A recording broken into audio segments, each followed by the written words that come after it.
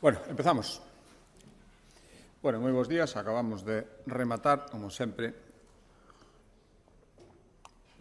a reunión ordinaria do Consello da Xunta de Galicia e, como sempre, paso a darlles conta dos asuntos máis relevantes que tratamos. O primeiro, que ademais é un acordo ou un dos acordos habituais do Consello da Xunta de Galicia periódicamente, estou falando do balanzo que se fai respecto á marcha da execución dos fondos MRR, dos fondos Next Generation. Especialmente oportuno, ademais, creo, nesta ocasión, dadas esta semana, onde a Comisión da Unión Europea, como saben, estivo en España examinando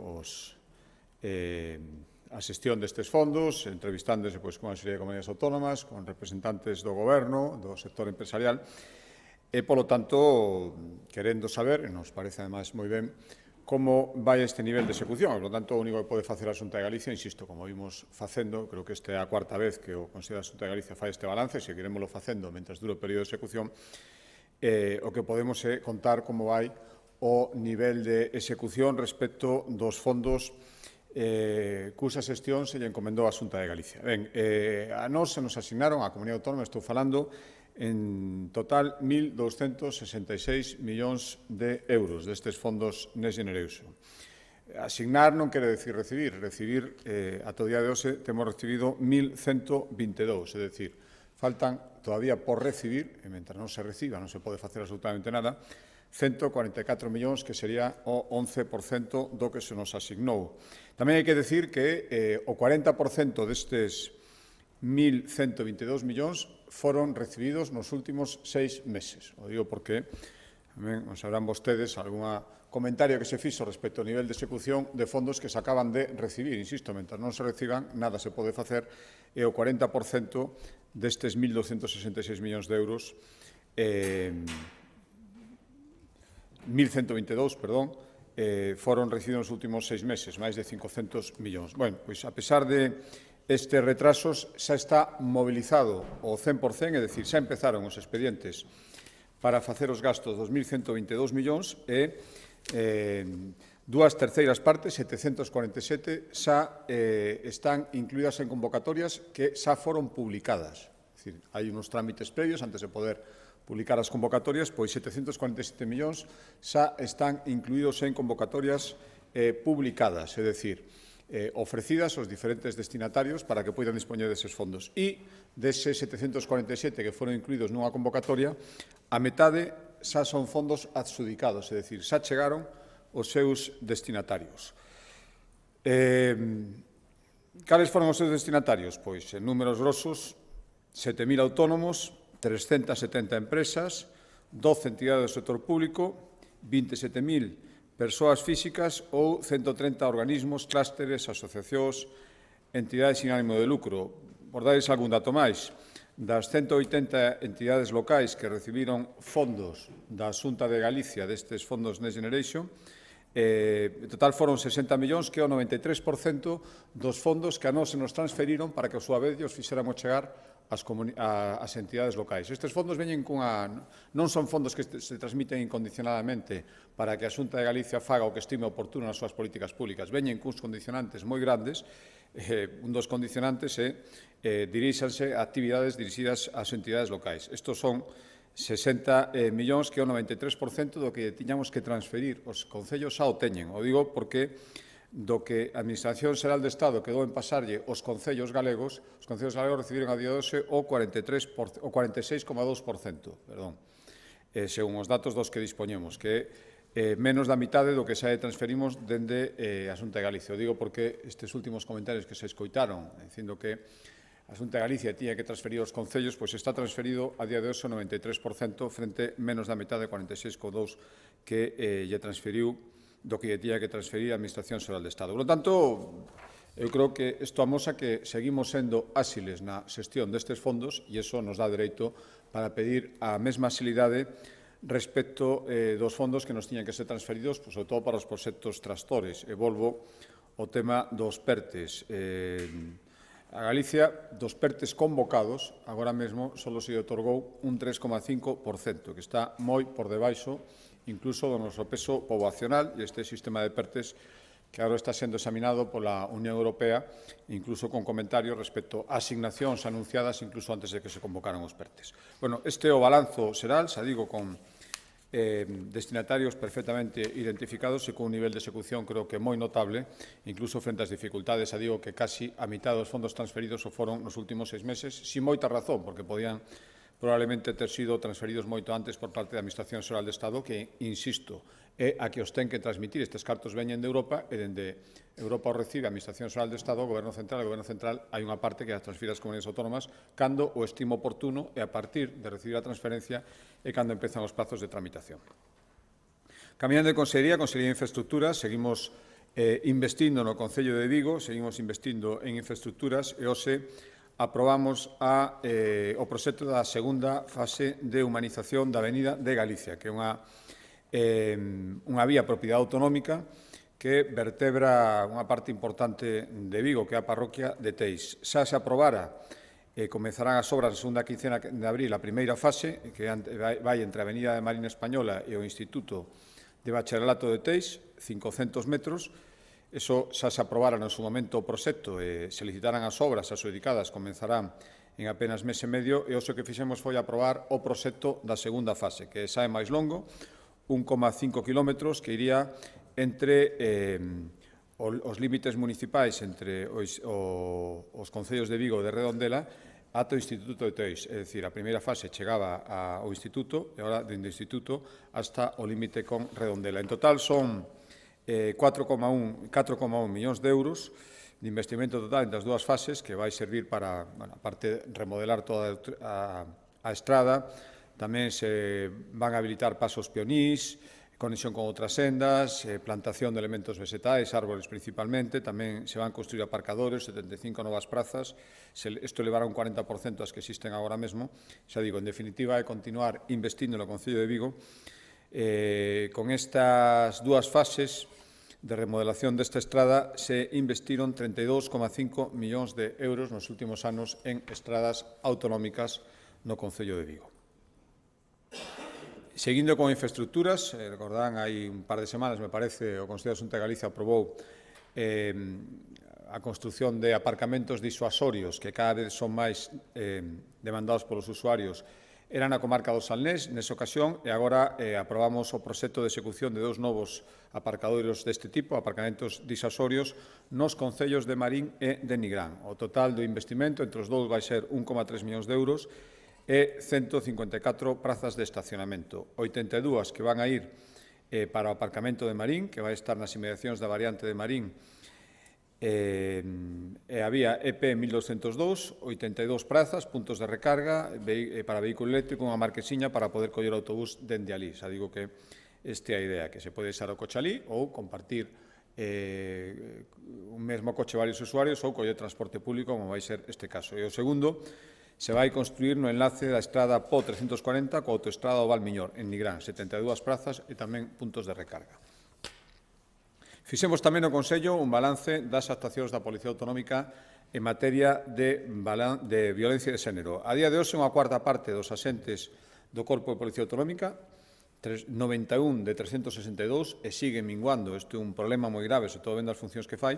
Xa digo, 91 destes 362 se están adicando, en colaboración coa Policía Nacional, basicamente, a funcións relacionadas coas vixiancia das vítimas de violencia de xénero. Vixiancia e protección, isto se engade a todas as restantes competencias que teñen, furtivismo, vixiancia de rutas de camiño, menores, lumes forestais, bueno, as que vostedes coñecen. A día de hoxe, a Policía Autonómica está prestando vixiancia e protección a 280 vítimas de violencia machista en toda Galicia, estes 91 efectivos. O ano pasado foron 563 as vítimas que precisaron en algún momento da protección da Policía Autonómica, e iso se desglosa en máis de 23.000 accións de contravigilancia na contorna da vítima ou do agresor, 2.000 para ver, sobre todo, se se cumplen as órdenes de alonsamento, 2.515 identificacións, 6.700 contactos directos coas vítimas e 4 detidos. Por lo tanto, isto é un labor moi importante e un argumento máis para reclamar con insistencia que se completen os efectivos ata 500 dunha unidade que día a día ve como minguan os seus efectivos, pero non as súas importantes competencias. Cambiando de consellería, a Axencia Galega de Turismo, dependente da Presidencia da Xunta de Galicia, como saben, dous acordos. Un importante acordo relacionado co emprego precisamente dos 23,7 millóns de euros que se lle concederon á Xunta de Galicia ao abeiro do Plan Xacobeo Next Generation. Sabe que este é un plan concedido o ano pasado que exixía a rehabilitación de bens de interés cultural que estiveran na contorna dos camiños de Santiago para darlles un uso eminentemente turístico. Pois ben, despois de ir aprobando sucesivos proxectos dos diferentes benos que se vai actuar, ata completar esa cifra de 23,7, o que aprobamos é licitar, facer un acordo global de licitación para que canto antes se poidan facer os diferentes procedementos para facer estas obras e que todas as obras destes bens poidan estar comenzadas a principios deste verán. Os BICs son os que van a actuar, algúns xa foron sendo aprobados os proxectos en diferentes consellos, agora o que se falle o acordo de licitación xeral sería van ser 3 na provincia da Coruña, actuación no faro de Sálvora, 1,4 millóns, outro proxecto de actuación na Torre de Hércules, 1 millón, e o último, actuación no Parque do Pasatempo de Betanzos, 1,5 millóns. 2 en Lugo, Casco Histórico de Mondoñedo, 230.000 euros, e actuacións tamén nos concellos de Belesar e o Sabeñao, na Ribeira Sacra, 1,4 millóns de euros. 6 serían en Pontevedra, Ribeira de Lere, desde a zona das Unqueiras hasta a zona das Aceñas, 1 millón de euros, Cárcere Vello de Tui, 400.000 euros, Castelo de Santa Cruz, no Concello da Garda, 200.000 euros, Casa de Vallinclán en Vilanova, 432.000 euros, Torres do Oeste en Catoira, 300.000 euros e actuacións diversas nas infraestructuras da Illa de Ons, 1,8 millóns de euros. E, por último, na provincia de Ourense, onde está a actuación máis importante, a actuación única, actuacións de melloras na Fortaleza de Monterrey, 14 millóns de euros. Ata completar esa cifra que lles decía de 23,7 millóns de euros. Por lo tanto, unha vez redactados os diferentes proxectos, se fará agora o acordo para comenzar a licitación das obras. Outro acordo en materia de turismo, isto é renovación dun convenio co socio prioritario da Xunta de Galicia na promoción do noso turismo, que é o clúster de turismo. Creo que unha colaboración moi fructífera, pois que deu as cifras récord de visitantes no ano 22, a recuperación espectacular do turismo, moito máis adiantada do que preveíamos cando estaba rematando a pandemia, e, por lo tanto, isto se basea no seguimento dese plan director 2021-2023 Galicia Destino Seguro, que fixemos no seu momento en colaboración co clúster de turismo e que agora necesita ser desenvolvido tamén este ano e seguir por esa liña de contacto coa naturaleza, experiencias diferentes ás do turismo tradicional que había antes da pandemia, zonas non masificadas, pois, bueno, todo o que ten que ver co turismo sostible e por eso renovamos este convenio co clúster de turismo de Galicia para seguir promocionando os produtos turísticos sostibles. Vai ser 1 millón de euros repartidos en 3 anos ata 2025, serían 300.000 repartidos en 3 anos, empezando este ano, algo máis de 300.000 euros ata chegar a 1 millón en total entre 2023 e o 2025. Xa digo que é renovación, aumentando un pouco a cantidade e variando algúns elementos para seguir adaptándonos a esas novas tendencias de turismo que tamén están resultando para promocionar a Galicia como destino. Cambiando de Consellería de Política Social, levamos dende o ano 2009 aumentando o número de prazas para maiores en residencias con fondos públicos, había 5.000 no ano 2009 e estamos a día de hoxe no ano 2023 con máis de 14.000. Bueno, unha dos obxectivos deste aumento de prazas non é só que sexan máis en números absolutos, sino tamén que estén en lugares onde antes era moito máis difícil que existira, que estou falando sobre todo de concellos pequenos. Antes se concentraban as prazas de residencias de maiores, sobre todo nas cidades e nas vilas con certa poboación, e o que queremos é estendelas tamén a concellos máis pequenos, ou ben fomentando a creación de centros en zonas do rural, casas do maior, ou tamén financiando prazas públicas en concellos con menos poboación, como lles decía. Hai meses, recordarán, trouxemos este concello creación de 36 novas prazas públicas, 20 están en Muíños e 16 en Ribeira, e hoxe autorizamos 41 prazas públicas máis de residencia en concellos de Lugo. 35 estarán en Mondoñedo e 6 estarán en Vilalba. En principio por 2 anos, pero prorrogables ata un máximo de 5 a disponibilidade destas plazas, e en total, coas prórrogas, sería un investimento por parte da Xunta de Galicia para estas 41 prazas de 5,4 millóns de euros.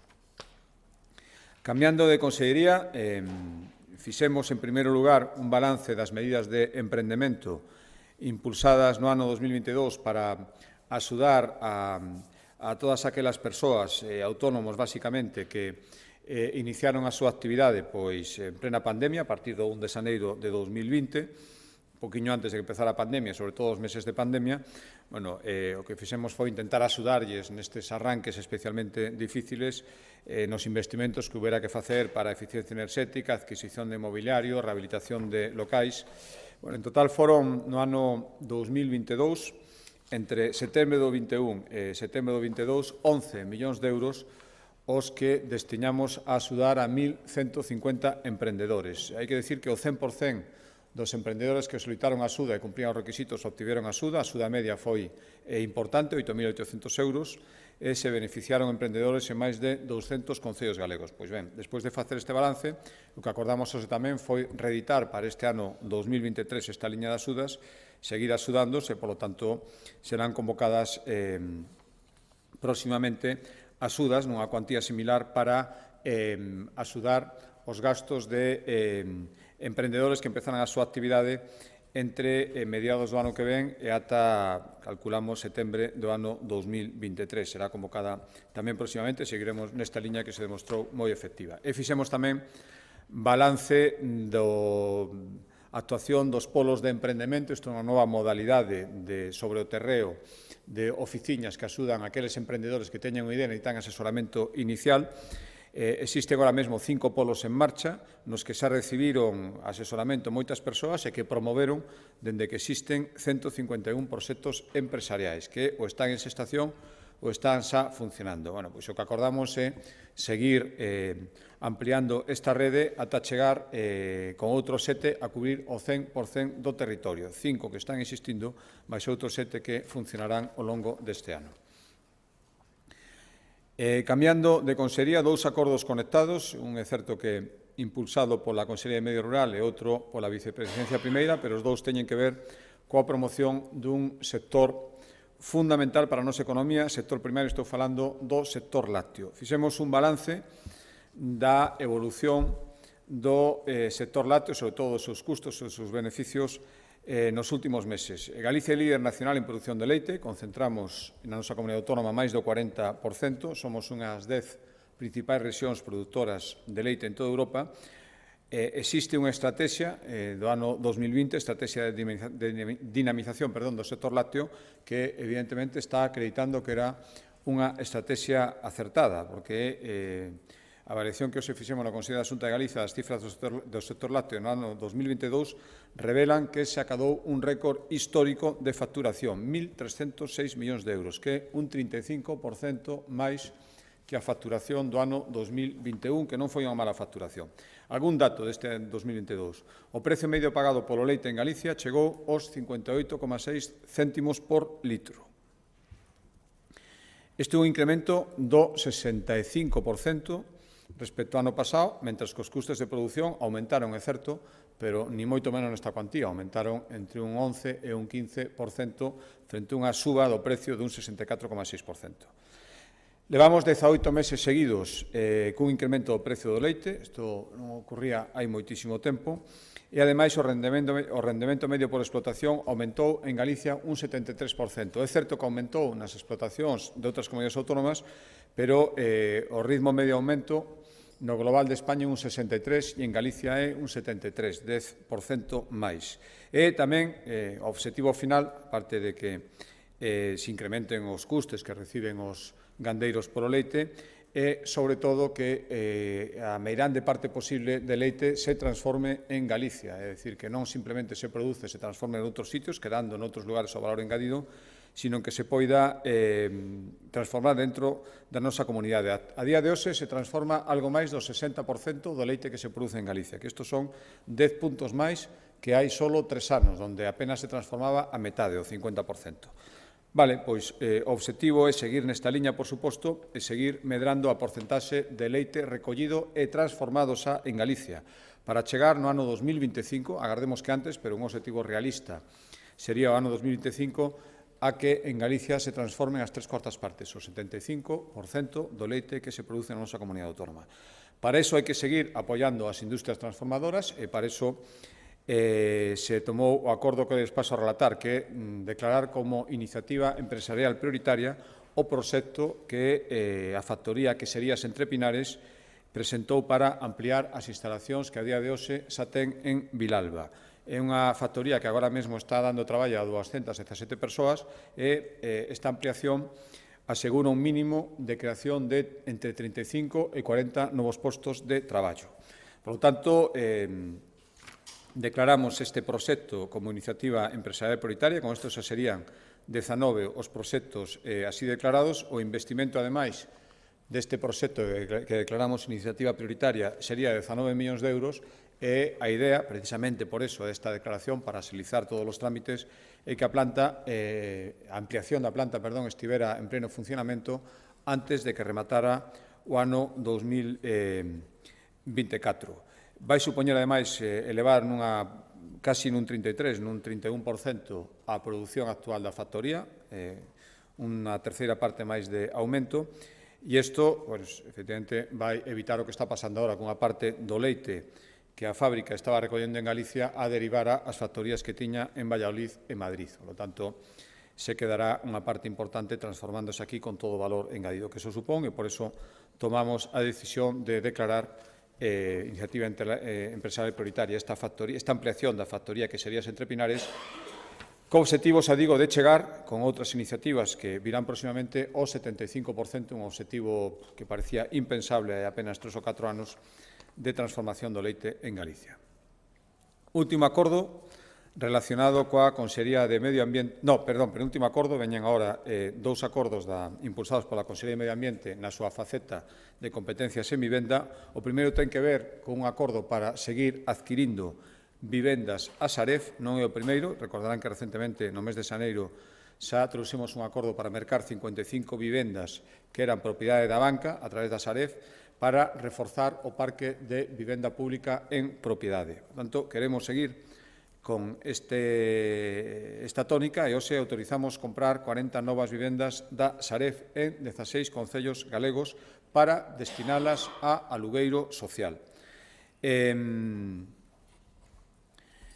Para que? Pois para conseguir que familias que estén afectadas por execucións hipotecarias poidan seguir vivindo na súa vivenda habitual. En moitos casos son vivendas habituais de familias que en dificultades económicas, e tamén outras se poden destinar a colectivos vulnerables que necesitan unha axuda para acceder a unha vivenda. Xa digo que son vivendas que adquire a Xunta de Galicia e que despois destinamos sempre, en todos os casos, a alugueiro social. Non van quedar, se son vivendas as que compramos nas que xa hai unha persoa vivindo neste réximen, non lles vai afectar, ao contrario, ao comprarlas aseguramos que poida seguir aí, de non facelo así. Si se producira a venta desa vivenda, esas persoas terían que salir, e aumentamos tamén o parque de vivendas públicas. Agora mesmo, con esta compra, chegaría a 3.700 inmobles en Galicia. O investimento vai ser de 3,5 millóns de euros, e xa digo que o obxectivo é doble: seguir aumentando o parque de vivenda pública para destinar ao alugueiro social e tamén asegurar a permanencia nas súas vivendas habituais das persoas que poidan estar nestas que compramos e que estiveran afectadas, hai moitas, por unha ameaza de execución hipotecaria e, por tanto, de desahucio. Último acordo, tamén impulsado pola Consellería de Medio Ambiente, iniciamos a tramitación da modificación do decreto que regula as normas de habitabilidade que necesitan ter as vivendas. Que queremos? Queremos actualizar esta normativa, xa ten casi 15 anos, necesita ser actualizada, ten unha serie de extremos referidos sobre todo en vivendas que se rehabilitan, en eliminar requisitos que había ahora mesmo, de superficie mínima das habitacións, formato incluso, é dicir, ás veces unha vivenda que se compraba para rehabilitar, este decreto impedía facer o que realmente quería a persona que a quería rehabilitar, moitas veces pois iso impedía que se pudera facer esa rehabilitación. Son requisitos que a día de hoxe non tiñan pois demasiado sentido, pois está referido á disposición dos elementos de baño, distribución dos elementos comúns, situación dos tendais, unha serie de cousas que sin influir na habitabilidade, na calidade de habitabilidade, eran requisitos que moitas veces impedían que realmente alguén que quería reformar unha vivenda o pudera facer, pois, por así decirlo, o seu gusto.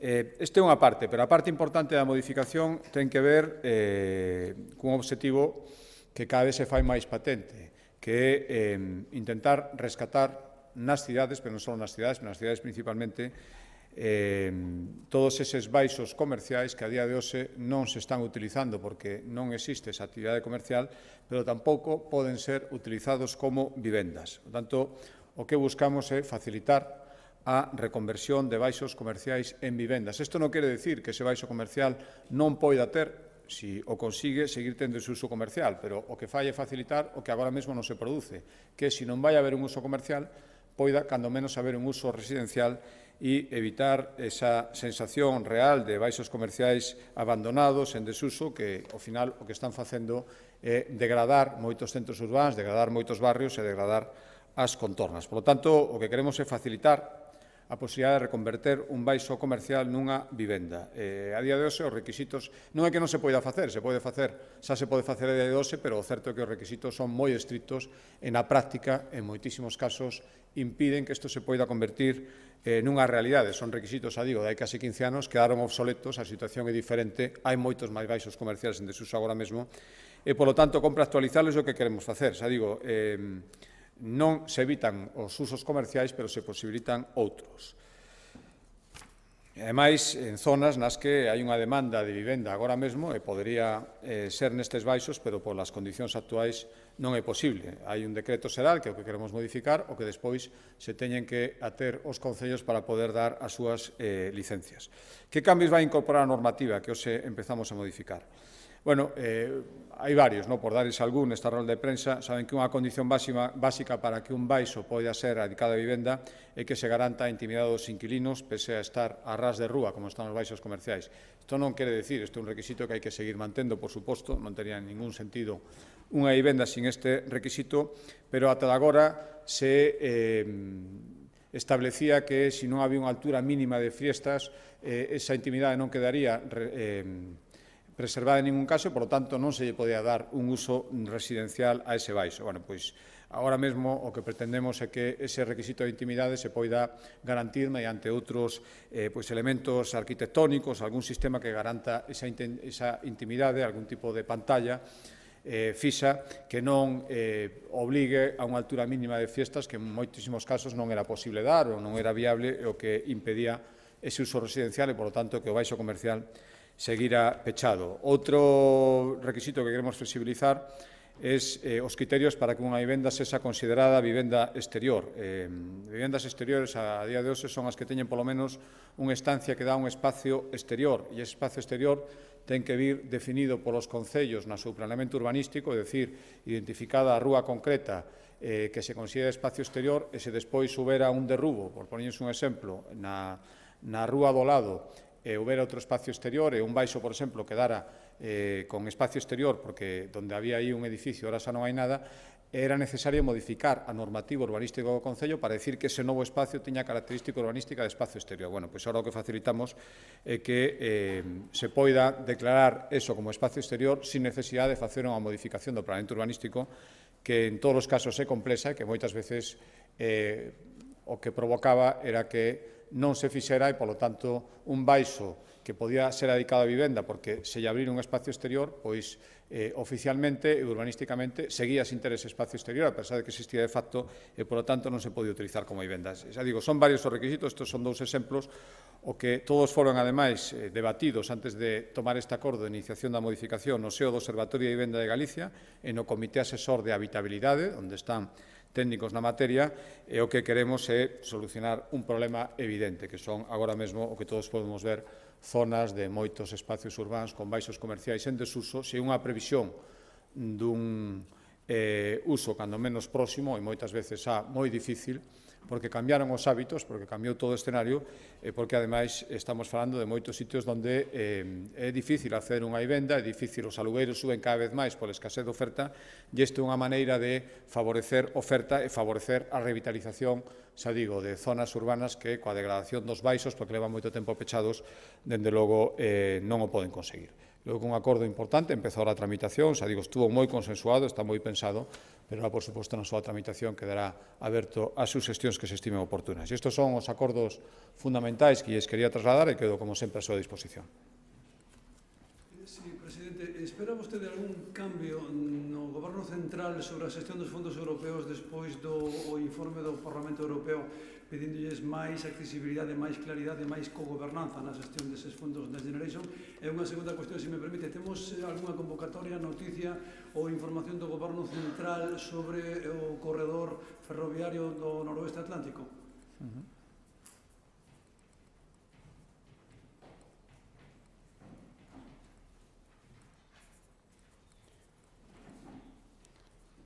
Sí, respecto á primeira pregunta, pois sinceramente espero que sí, ou se sale nun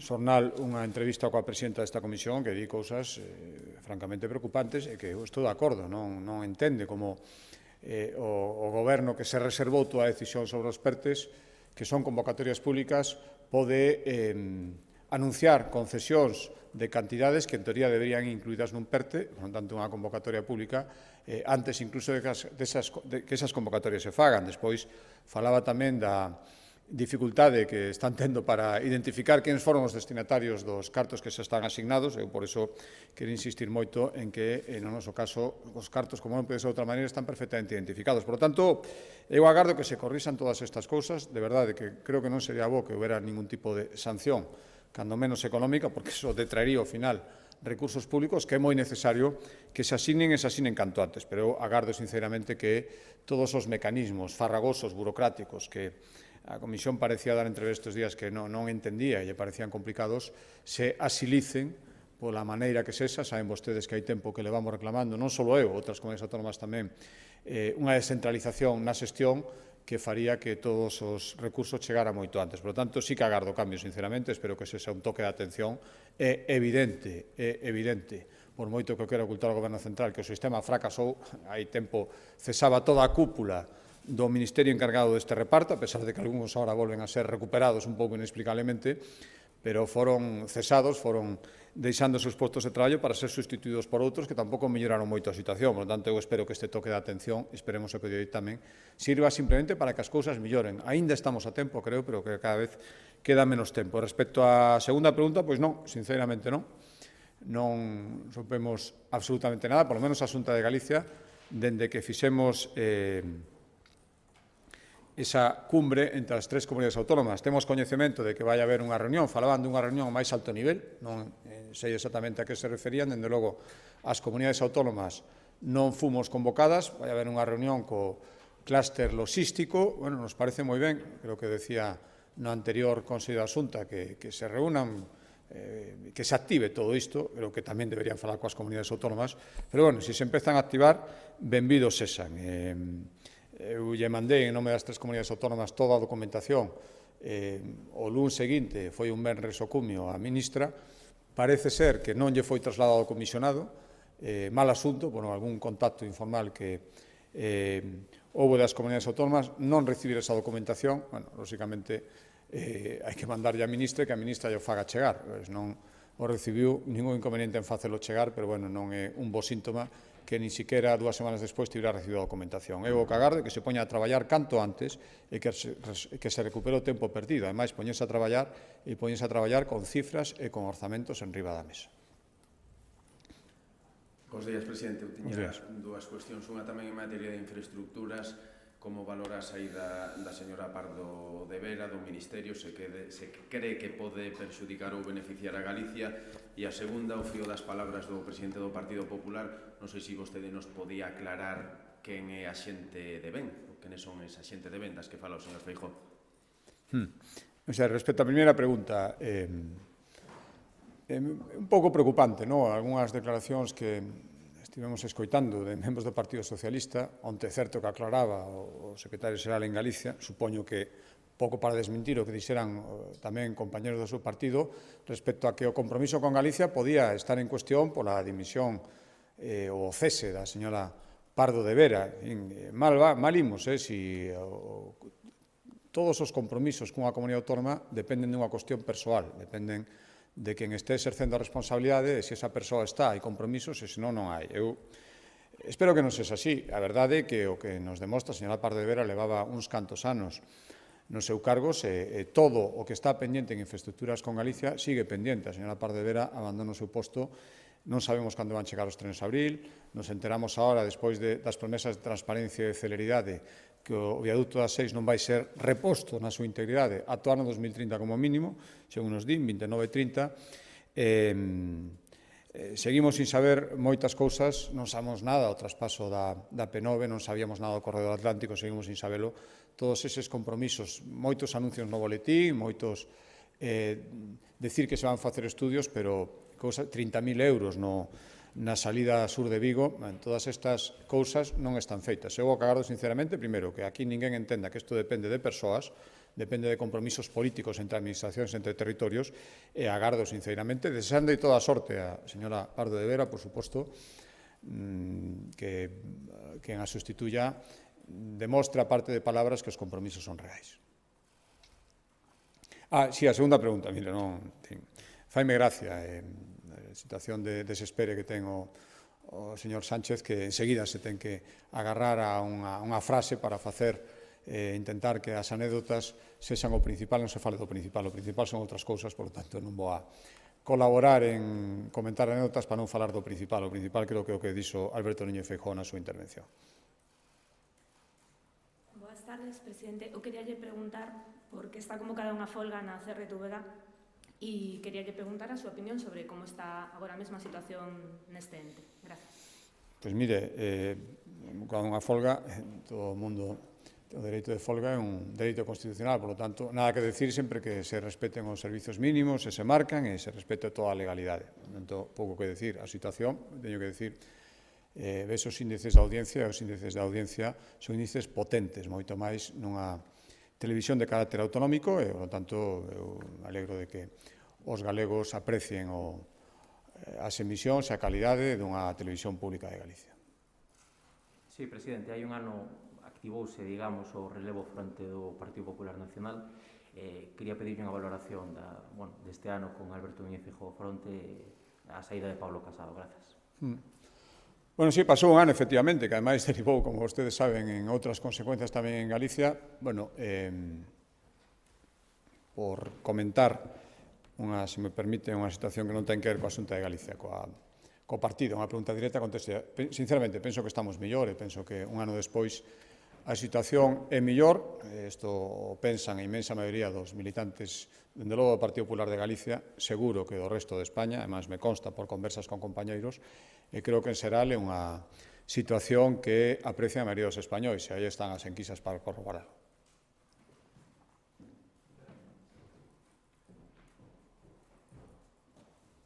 Boa tarde, presidente. Boa tarde. Quería preguntarlle que opina sobre a proposta de moción de censura que presentará Vox con Tamames como candidato e que debe facer o Partido Popular, que debe votar nesa moción. Gracias. Sí. Bueno, primeiro, creo que o presidente do Goberno, señor Sánchez, ten que estar encantado.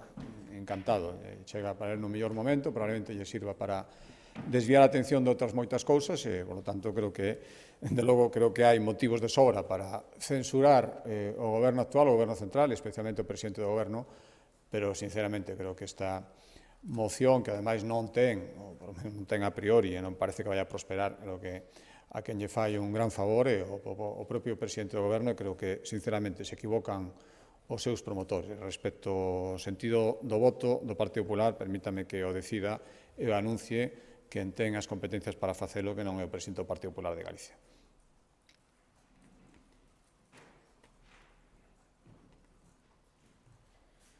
Sí, varias cuestións relacionadas, relacionadas co Consello da Xunta. Falaba de que o ano pasado incrementouse o prezo litro de leite hasta os 58 céntimos por litro. Quería saber se ten datos a Xunta do que eso repercutiu nos gandeiros, porque igual parte dese diñeiro, a maior parte del quedou en mans das grandes cadeas alimenticias. Depois, relacionado coa nova lei dos baixos comerciais, quería saber si, supoño que está analizado, si esta lei non choca ao mellor con leis municipais en relación a esta cuestión, e estou pensando concretamente si eses baixos, a nova lei que prepara a Xunta, as pode habilitar para a vivenda de uso turístico. E despois, noutra hora de cuestións, quería preguntar tamén pola dimisión da encargada do Distrito Sanitario de Valdeorras, se non indica isto tamén que siga habendo un problema coas xefaturas de área, posto que numerosos altos cargos foron dimitindo nos últimos meses. Gracias. Respecto á pregunta, non, é precio que se lle paga ao gandeiro, directamente. É precio ao gandeiro, non? Despois, a partir de aí, empeza a cadea de valor, pero este é o precio que reciben os gandeiros, que aumenta. Por iso eu poña en relación cos custes de produción que tamén ten que pagar o gandeiro, este precio que recibe o gandeiro. Respecto dos baixos, bueno, nós o que facemos é que despois cada concello efectivamente ten unha gran autonomía e cada concello ten que decidir si realmente a situación de degradación é evidente. Isto creo que se dá nas 7 cidades e non só nas cidades galegas, non ten que ver con tendencias sociais e máis acentuado nuns lugares que en outros, pero vostede dá unha volta por moitas outras cidades que non están na nosa comunidade autónoma, verá que o problema dos baixos comerciais, insisto, con diferente intensidade, se dá en moitos sitios, porque cambiaron os hábitos, porque cambiou a sociedade, de logo cambiou nos casi 15 anos que ten o decreto actual, e o que queremos é flexibilizar, dar a posibilidade, non ten sentido que prohibicións ou limitacións que se puseron pola situación, tendo en conta a situación que había aí, pois eso, casi 15 anos, se siga mantendo agora. Por tanto, o que facemos é flexibilizar. Despois, cada concello ten a capacidade de adaptar as súas normativas, pero que ata agora, ainda que quixera, non podía. Se os concellos deciden seguir poñendo moi complicado a utilización de baixos comerciais noutra cousa que non sexa usos comerciais, poden facelo, teñen ordenanzas para poder facelo. Ora, os que quixeran cambiar esta tónica, ata agora non podían, porque non era imposible, pero tiñan moito máis complicado. Por tanto, aí a autonomía municipal vai ter moito que decir, que ata agora estaba limitada, insisto, en función dunhas circunstancias que, na miña opinión, podían ser acertadas no seu momento, pero agora mesmo cambiaron. Respecto a outra pregunta, mire, eu sempre, os Sergas ten casi 43.000 profesionais e, polo tanto, é normal que se produzcan relevos, dimisións, ou se mesmo salía declaracións, non as leín, mas comentaron nun xornal ourensán desta profesional, onde explicaba as circunstancias e, por tanto, creo que, sinceramente, algo perfectamente normal. Hai moitísimos postos directivos e eu desexo toda a sorte a Marta Rodríguez, se chama demais, e polo traballo que fixo que non era sinxelo. Creo que son moitísimos máis os postos directivos de todo tipo onde se continúa con normalidade, onde se producen dimisións ou incluso algún cese que é normal nunha organización tan grande como o Servicio Galego de Saúde. Moi ben, moitas gracias.